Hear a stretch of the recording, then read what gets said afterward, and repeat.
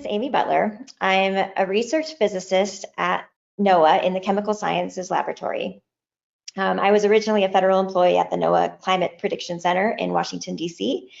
And then we moved back to Colorado, which is where I'm from. And so I moved to the NOAA in Boulder.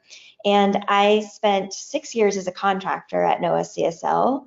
And then the last year and a half, I became a federal employee again.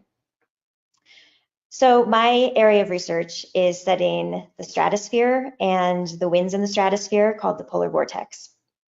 And to understand the polar vortex, there's a few things we need to understand. The first is what causes seasons in the first place. And we have seasons because the Earth is tilted on its axis as it circles around the sun. And this means that during some times a year, the northern hemisphere is tilted towards the sun so that it receives more direct sunlight. And this is our summer. As the Earth keeps rotating around the sun, the northern hemisphere starts to tilt away from the sun, and this is called winter. So what does this have to do with the jet stream?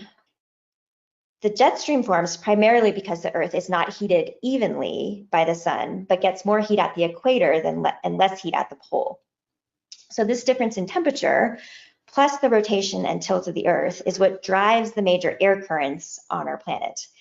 And the jet stream is a band of fast-moving winds in the mid-latitude region that blows from west to east. And this band of winds is typically strongest 5 to 9 miles above the Earth's surface. And it typically marks the boundary between warm and cold air masses, or weather patterns.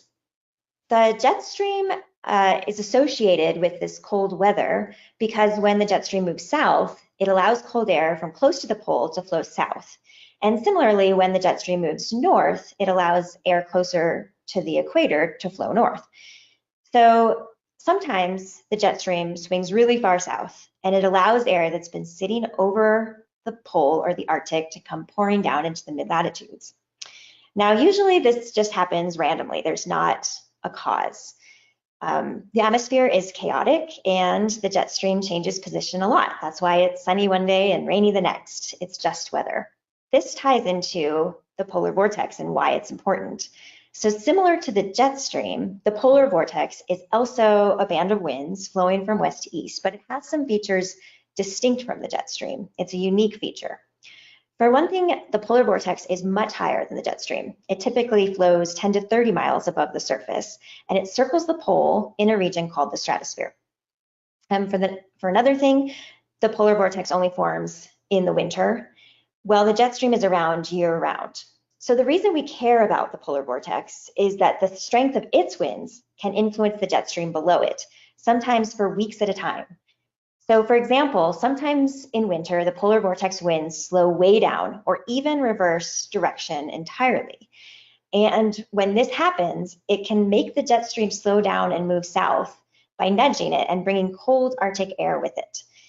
And most importantly, because the polar vortex affects the jet stream for days to weeks, when we see the winds changing in the polar stratosphere, we can predict that really cold winter weather is more likely for certain regions far in advance.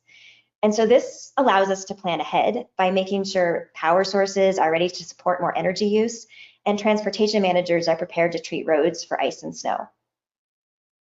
There has been a lot of research recently that some of it is suggesting that perhaps when you lose sea ice due to climate change, that could potentially make the jet stream wavier and make the polar vortex weaker. So this is a really important question because the idea is that maybe it could even get colder in the future, or at least you could have more extreme weather in the winter if this mechanism was true. And so a lot of attention has gone into try to simulate this in climate models. And there is some agreement that if nothing else was going on, a loss of sea ice would indeed give you a weaker polar vortex and potentially colder weather in some areas. However, in the real world, that's not the only thing going on because climate change is affecting everything globally. And so there's also changes in the tropics that can change the polar vortex and the jet stream in the opposite way. And so which of these things win out in the end is really unknown, especially in the Northern Hemisphere. And so the short answer is we don't know what will happen. Especially with the polar vortex, there's no agreement at all in climate models, even on the sign of the change. So whether it will strengthen or weaken, some models suggest a really strong strengthening, some models suggest a really strong weakening. And so it's just really unclear. But what is certain is that it will have an effect on the uncertainty with which we can predict how strong these changes in mid-latitude weather will be in the future, because it can have such a big influence in wintertime. What we're mostly going to see is that as climate change continues to occur, it's going to get warmer. And I think that's very clear in all the models that overwhelmingly the increasing CO2 effects on our temperatures is going to overwhelm changes due to the polar vortex. The polar vortex just adds a little bit of uncertainty into how strong that warming is going to be.